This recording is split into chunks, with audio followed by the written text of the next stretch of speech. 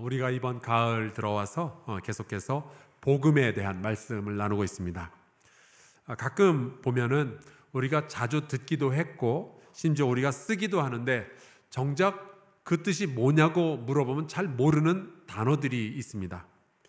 예를 들어 낭패라는 단어가 있죠. 이제 단체로 해외 여행을 가거나 그럴 때 공항 가서 보면은 꼭 그 여권 안 가져오는 분들이 있잖아요. 그럼 모두가 속이 상하죠. 당신만 두고 우리가 가느냐, 우리 모두가 못 가냐, 이거 결정하기도 참 어렵잖아요. 그때 쓰는 말이 있습니다. 여건이 없어서 낭패다, 그렇게 이야기를 하죠. 그런데 정확하게 낭패가 뭐냐고 물어보면 다들 몰라요. 그래서 제가 공부를 해왔습니다. 낭패는 두 글자인데요. 낭은 상상 속에 있는 어떤 이리과의 짐승입니다.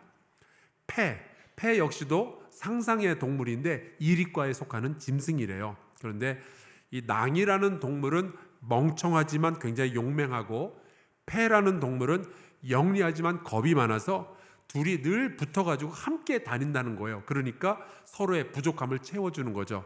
그런데 어쩌다가 이 낭이라는 짐승과 폐라는 짐승이 떨어지게 되면 어떻게 될까요? 낭패죠. 그게 낭패입니다. 우리가 교회를 다니다 보면 어디에선가 복음이라는 단어를 반드시 듣게 될 거예요. 그리고 우리는 이 복음을 스스럼 없이 여기저기에서 사용을 하죠. 우리 한사람교회는 복음주의를 따르는 교회고요. 우리는 복음을 증거하기 위해서 선교를 합니다. 또 우리 성경에도 마태복음 있죠. 요한복음 있죠. 또 천국복음, 십자가복음, 복음성가, 참 등등 굉장히 우리가 복음이라는 말을 많이 사용을 합니다. 심지어 예전에 제가 어떤 식당을 갔더니 그 식당 메뉴에 복음밥 이렇게 써져 있는 거예요. 그래서 제가 사장님이 교회 다니시나 보다 생각을 했더니 그게 아니고 맞춤법을 잘 모르셔가지고 볶음밥을 복음밥 그렇게 써놓으셨더라고요. 우리는 복음을 굉장히 좋아하고 또 복음을 듣고 싶어하고 또 복음을 전할 사명을 가지고 있습니다. 그런데 막상 누군가 찾아와서 그래서 복음이 뭔데요? 라고 물어보면 딱히 또 할 말도 별로 없어요. 그래서 우리가 이렇게 몇 주에 걸쳐서 복음에 대한 말씀을 나누고 있는 거죠. 복음이라는 것은 쉽게 말하자면 우리의 아버지 되시는 하나님께서 우리 사람들에게 들려주고 싶으신 정말 좋고 기쁜 소식입니다. 그래서 우리가 그 소식을 듣고 그 의미를 깨닫게 되면요, 너무 기쁘고 너무 감격하고 너무 감사해서 멈출 수가 없이 하나님을 찬양하게 될 만한 그러한 소식이죠. 사실 우리가 성경을 보면 창세기에서부터 요한계시록에 이르기까지 수없이 많은 하나님 아버지께서 우리에게 들려주고 싶어 하시는 좋은 소식들이 가득 차 있습니다. 그런데 그 중에서도 예수 그리스도를 통한 구원의 소식이 정말 핵심 중에서도 핵심적인 복음이죠. 여러분 아멘으로 화답할 준비하시고요. 우리는 예수 그리스도를 믿음으로 죄의 용서함을 받고 구원을 얻게 되는 줄로 믿습니다. 이게 복음인 거예요. 게다가 우리는 우리의 의로움이나 우리의 어떤 공로가 아니라 전적으로 하나님의 은혜에 의해서 구원을 얻게 됩니다. 그러니까 우리가 이것을 한번 알게 되면은 함부로 다른 종교에도 구원이 있지 않느냐 이런 소리를 못하게 되는 거예요. 여러분 예수 그리스도를 통한 것 외에 다른 구원의 길은 없습니다. 그래서 사도행전에 보면은 베드로가 수많은 사람들을 앞에 두고 이런 이야기를 하죠. 우리 한번 같이 읽어보면 좋겠어요. 같이 읽겠습니다. 시작. 다른 이로서는 구원을 받을 수 없나니 천하 사람 중에 구원을 받을 만한 다른 이름을 우리에게 주신 일이 없음이라 하였더라. 아멘. 사도 바울은 이 사실을 정말 뼈저리게 경험하고 깨달았던 사람이었어요. 그래서 유대인들에게도 복음을 증거하고 싶은데 유대인들은 복음에는 귀를 닫아버리고 계속해서 율법에만 매달리고 있단 말이죠. 그래서 율법을 통해서는 구원을 이룰 수 없다라는 이야기를 로마서 9장에 다 하고 이제 오늘 이 말씀을 나누고 있는 거예요. 인간의 한계를 가지고 인간의 죄성을 가지고 율법을 통해서 구원을 이룰 수 없습니다.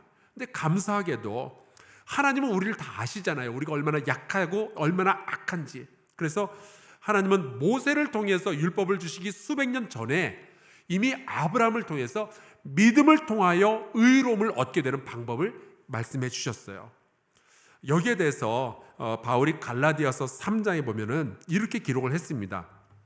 그러므로 믿음으로 말미암은 자는 믿음이 있는 아브라함과 함께 복을 받느니라. 믿음으로 우리는 의롭다함을 얻고 믿음으로 우리는 구원을 얻게 되는 거예요. 그런데 유대인들은 그 방법을 미처 깨닫지를 못하고 주야장창 율법에만 계속 올인을 하고 율법만 파고 있는 거죠. 이것만 우리가 열심히 파면은 여기서 구원을 얻을 거다 하면서요. 그래서 율법들을 하나하나 연구하고 그것을 암송하고 지켜가는 일에만 정진하고 있었던 거예요. 그걸로는 구원을 받을 수가 없는데 유대인들은 과거에 법에 묶여 있었던 겁니다. 그래서 사도 바울이 이렇게 이야기를 하죠. 2절, 내가 증언하노니 그들이 하나님께 열심히 있으나 올바른 지식을 따른 것이 아니니라. 내가 증언하노니.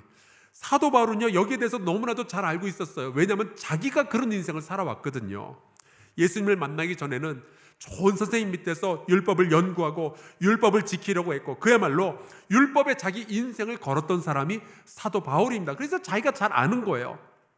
그러다가 예수님을 만나고 보니까 아하, 구원은 율법에 있는 것이 아니라 하나님의 은혜에 있는 거구나, 이것을 알게 된 거죠. 하나님께서는요, 예수 그리스도 안에서 은혜의 시대를 새롭게 시작을 하신 거예요. 그래서 바울은 유대인들이 올바른 지식을 따라야 되는데 너희가 그러지 않고 있구나, 안타까운 마음을 가지고 이 말씀을 하고 있는 거죠. 여러분, 하나님께 열심은 있으나 올바른 지식을 따르지 않는 것, 이게 얼마나 큰 문제들을 만들어내고 있는지 모릅니다. 제가 예전에 미국에서 목회할 때 저희 마을에서 한 북쪽으로 20km 정도 떨어진 곳에 에이그라라는 자그마한 마을이 있었어요. 근데 그 마을에서 가장 큰 교회가 Church of the Firstborn, 장자의 교회 혹은 마다들의 교회라는 교회가 있었거든요. 그런데 이 장자의 교회는 보수 중에서도 극보수, 깡보수에 속하는 그러한 교회였습니다.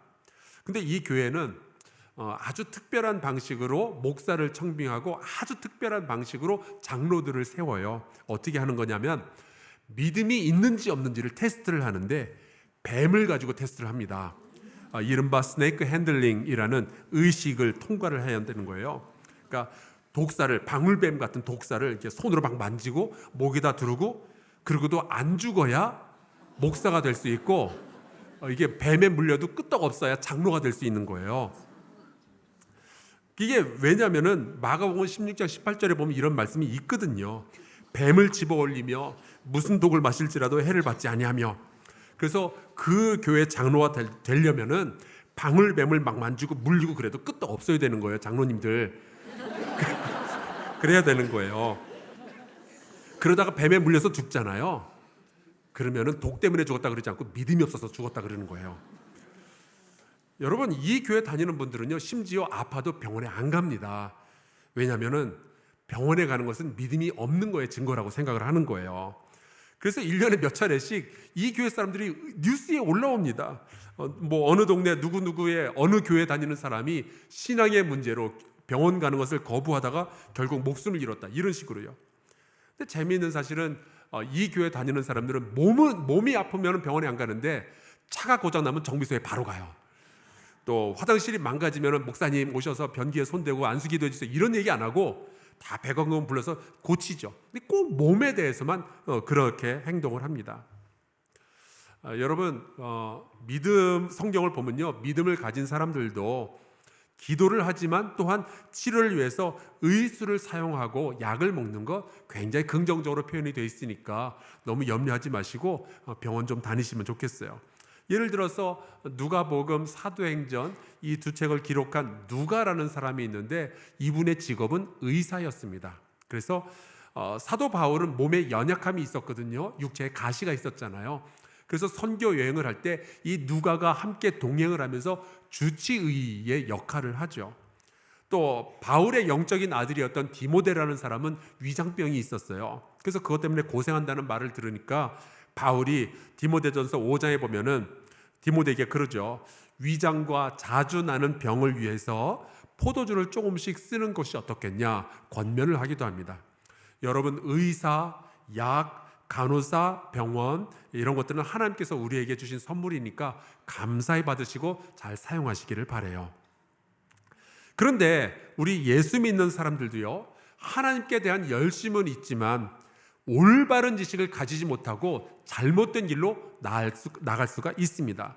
여러분, 중세시대에 종교 전쟁이 왜 시작이 되었겠어요? 하나님을 향한 열정은 있는데 지식이 잘못되어져 있는 거예요.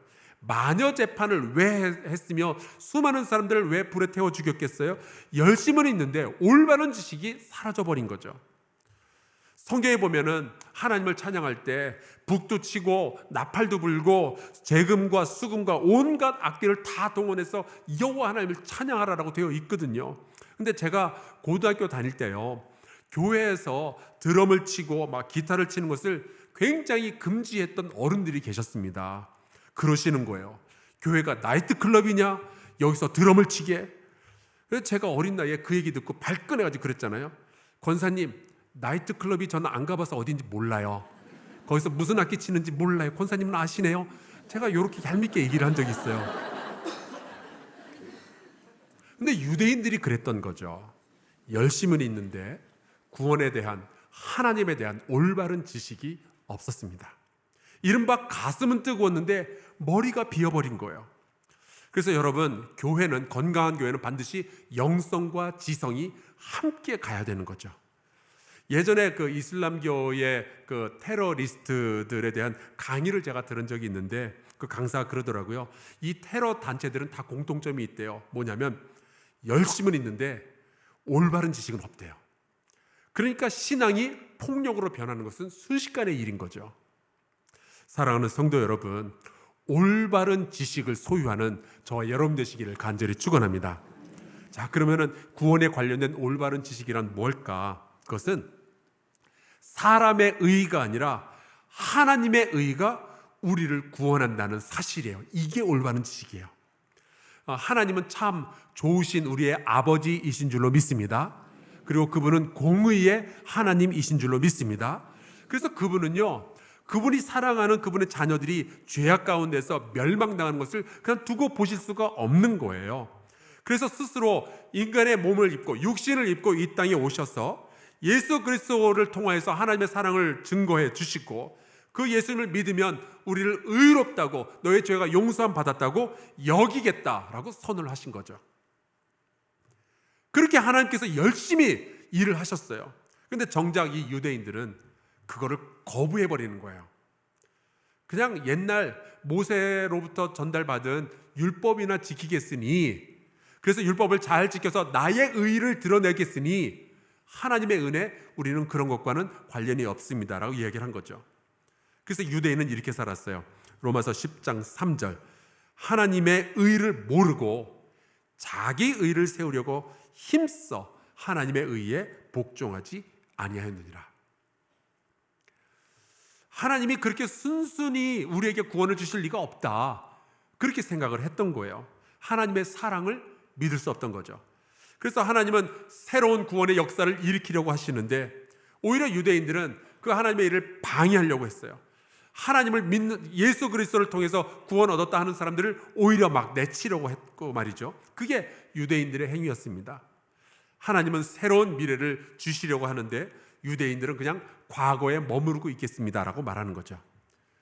그래서 저는 이런 생각을 해요. 우리가 신앙생활을 할 때 많이 배우는 것 참 중요하지만 이전에 배웠던 것이 더 이상 유효하지 않거나 혹은 틀렸다면 과감히 지워버리는 것도 굉장히 중요합니다. 이걸 영어로 단어가 아예 있더라고요. unlearn이라는 단어가 있습니다. 배웠던 것을 취소하고 내치는 거예요. 제가 그 박사 공부했던 클레어먼트 대학원의 그 경영학 교수였던 피터 드러커라는 아주 유명한 분이 있죠. 그분이 이런 말을 했어요. 시대에 뒤떨어진 경영 방법을 폐기할 줄 알아야 기업이 끝까지 살아남는다는 이야기죠. 여러분, 율법의 시대가 아니라 은혜의 시대가 찾아온다면 은혜를 구해야죠. 나의 의의가 아니라 하나님의 의의로 구원을 받는다면 하나님의 의를 구해야죠. 이게 올바로 된 지식을 따르는 겁니다. 여러분, 우리는 우리의 의로움, 나의 공로가 아니라 하나님의 의로움, 하나님의 은혜로 구원을 얻게 되는 줄로 믿습니다. 우리가 거듭나게 되는 것도, 우리가 구원받고 성화의 과정을 거쳐가는 것도 하나님의 은혜로, 하나님의 사랑으로 그렇게 되는 것이지, 내가 뭐 잘나서 내가 공로를 세서 그렇게 되는 것이 아니거든요. 자, 그러면은 우리가 하나님의 의에 대해서 몇 번 이야기를 했는데, 그 하나님의 의는 도대체 어디서 발견할 수 있는가 궁금하죠? 4절에 그 해답이 있습니다. 우리 같이 한번 읽어보도록 하겠습니다. 4절 시작.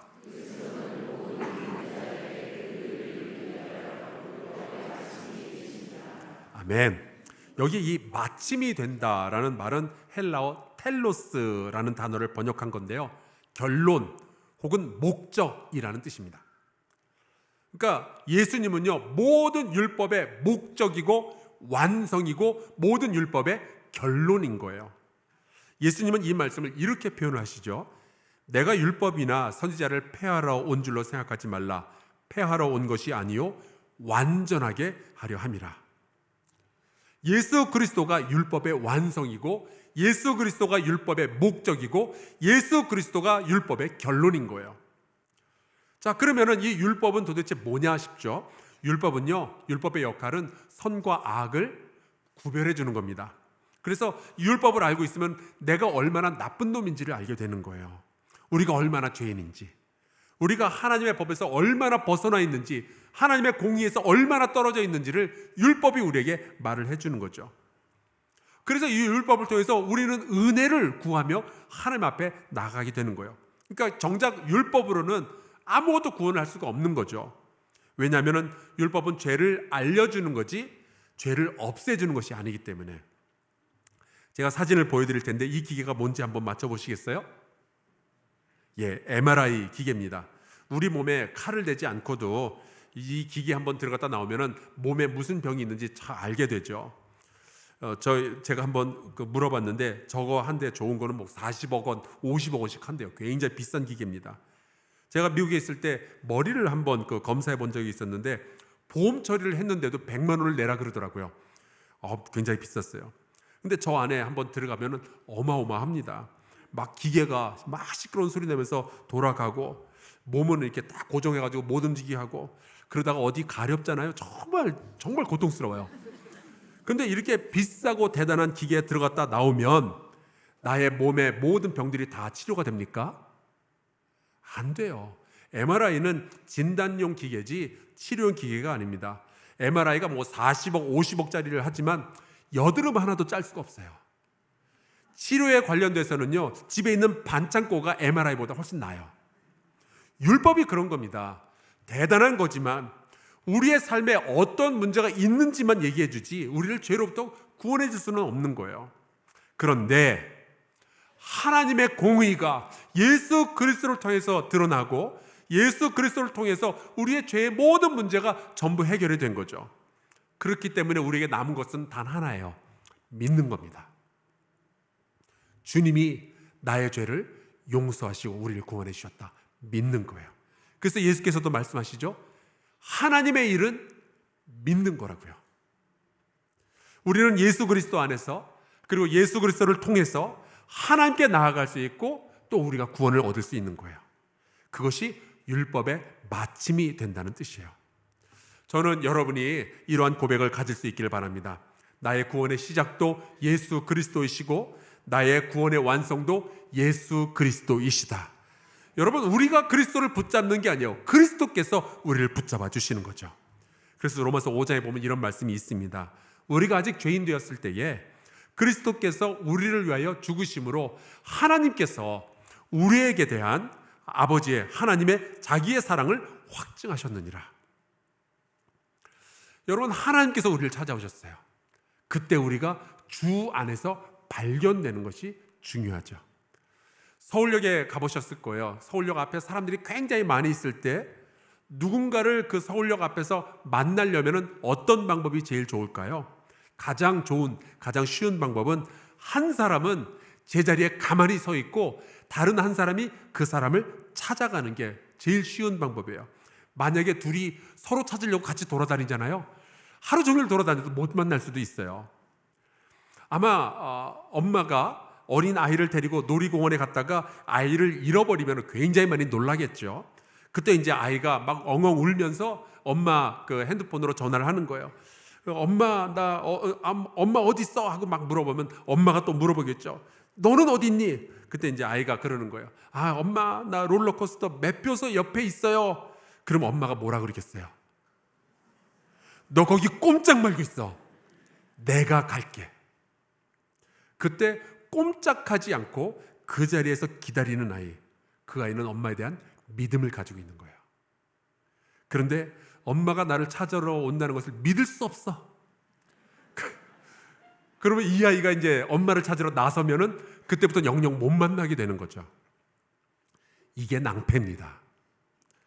여러분, 우리가 하나님을 찾아내는 것이 아니라 하나님이 우리를 찾아서 이 땅에 오셨어요. 믿음이라는 것은 구원을 내가 찾아내는 것이 아니라 하나님께서 우리에게 주신 것이다 라고 말하는 거죠. 우리는 하나님의 구원의 역사와 그분의 사랑에 대해서 그저 반응할 뿐인 거예요. 감사와 찬송으로 반응할 뿐인 거예요. 근데 여기에 하나 덧붙이는 일이 있습니다. 여기에 대해서 바울은 로마서 10장 9절에 이렇게 말씀하고 있어요. 내가 만일 내 입으로 예수를 주로 시인하며 또 하나님께서 그를 죽은 자 가운데서 살리신 것을 내 마음에 믿으면 구원을 받으리라. 먼저는 우리가 믿어야죠. 그저 믿어야죠. 예수께서 나의 구세주이신 것을, 나의 주인이신 것을 믿는 거고, 그분께서 죽음에서 부활하신 분이라는 사실을 믿는 겁니다. 그래서 이렇게 쉽고 간단해도 되나 싶지만, 여러분, 하나님은 그렇게까지라도 해서 우리를 구원하고 싶으신 거예요. 나는 너에게 믿음만을 요구하겠다. 너의 공로도 너의 의도 아니고 믿음만을 요구하겠다. 너는 믿을 수 있겠느냐? 하나님이 우리에게 그렇게 물어보시는 거예요. 그런데 한 단계가 더 있습니다. 로마서 10장 10절 우리 같이 한번 읽도록 하겠습니다. 시작. 사람이 마음으로 믿어 의에 이르고 입으로 시인하여 구원에 이르느니라. 아멘. 저는 여러분이 이거 다 알고 계시고 이렇게 하신다고 믿어요. 마음으로 예수 그리스도를 믿으시고 여러분의 입으로 그분이 여러분의 주님이시라는 것을 여러분 다 고백하고 계시죠. 아멘.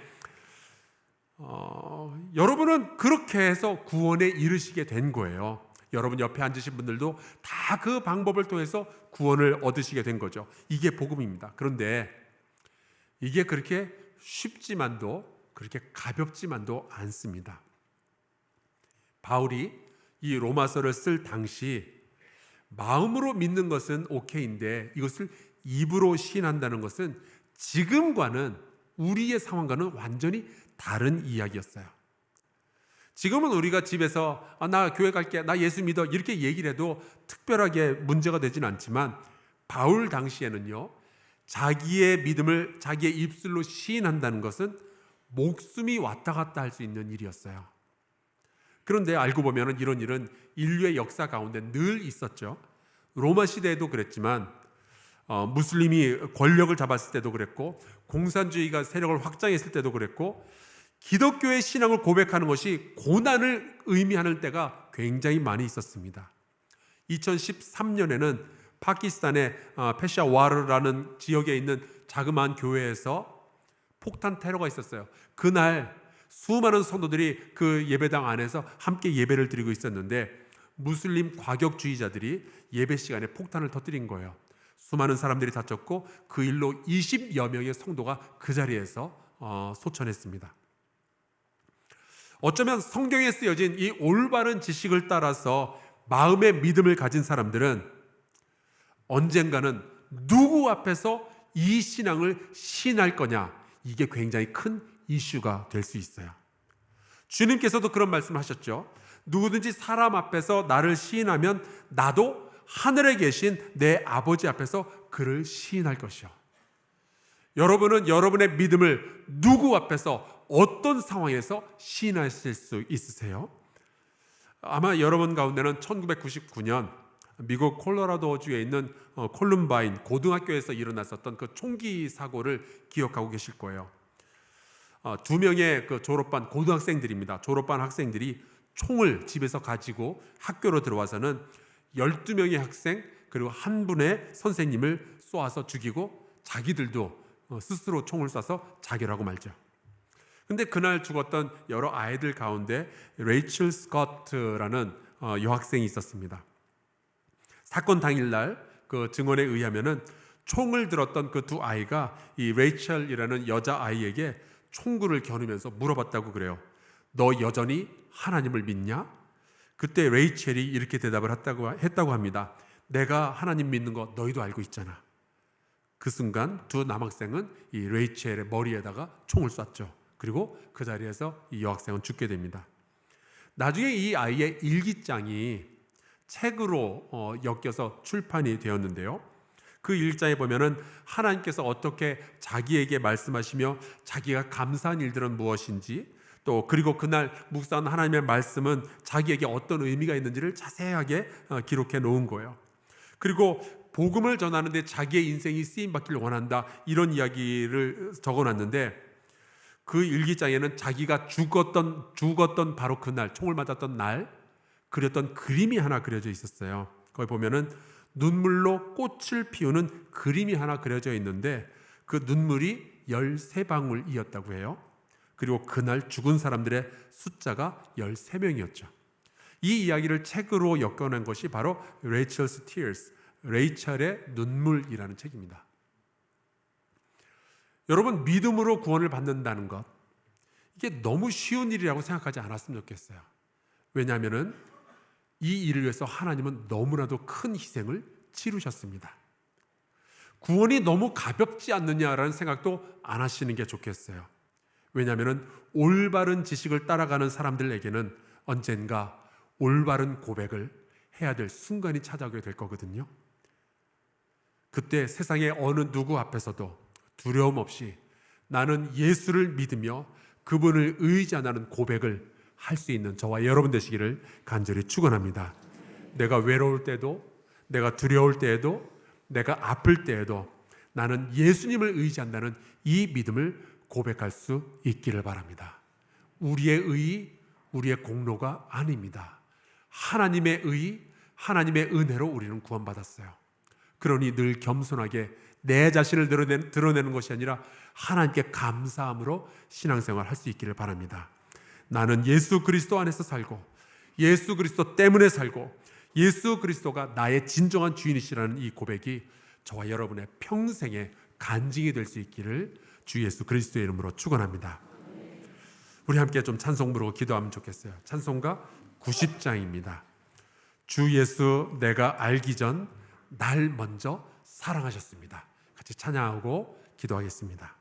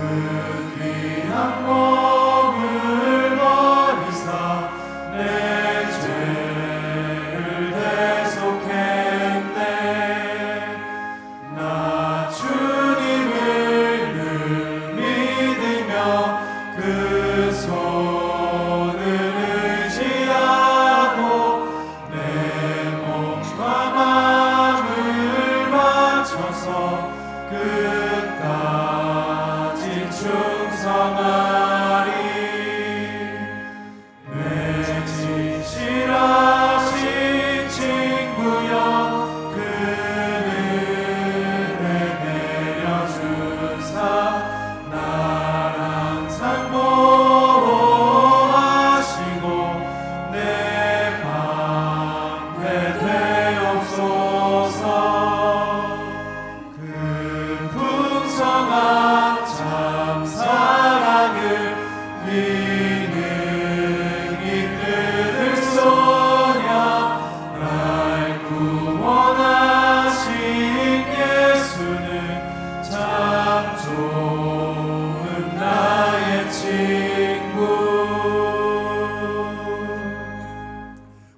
기도하면 좋겠어요.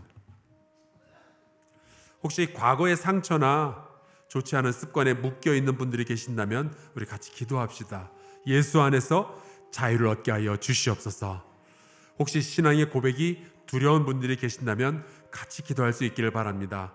예수를 나의 주님이라고 선포할 용기를 허락하여 주옵소서. 혹시 내가 사랑하는 식구들 가운데 아직 믿음이 없는 분들이 있다면 우리 같이 기도합시다. 주님, 내 사랑하는 남편, 내 자녀, 내 아내, 내 부모님 마음으로 믿고 입으로 시인하여 저희도 구원에 이르게 하여 주시옵소서. 동성으로 같이 기도하겠습니다. 살아계신 하나님 아버지, 주님 앞에 간구합니다. 하나님, 어차피 우리가 나의 의로움으로 구원받는 것이 아니라 나의 공로로 구원받는 것이 아니라 하나님의 의로, 하나님의 은혜로 구원을 받게 됩니다. 이 기쁜 소식을 허락하여 주셔서 고맙습니다. 이제 주 앞에 간구하오니 아버지, 우리가 주 앞에 자랑하지 않게 하여 주시고 겸손하게 하여 주시옵소서. 내 의를 드러내는 것이 아니라 오직 주님만을 찬양하는 삶을 살아가게 하여 주시옵소서. 특별히 하나님 아버지, 아직 믿음에 이르지 못하였고 입으로 시인하지 못하여서 구원의 길을 얻지 못한 우리 사랑하는 성도들, 사랑하는 식구들이 있습니다. 저희들을 위하여서 중보기도하오니 하나님 아버지, 저에게도 구원의 복음을 전하여 주시옵소서. 저희도 참된 하나님의 백성이 될 수 있도록 아버지 인도하여 주시옵소서. 오직 살아계신 여호와 하나님 그 한 번만 바라보며 살아갈 수 있도록 아버지 우리에게도 기회를 허락하여 주시옵소서. 아버지 주시옵소서.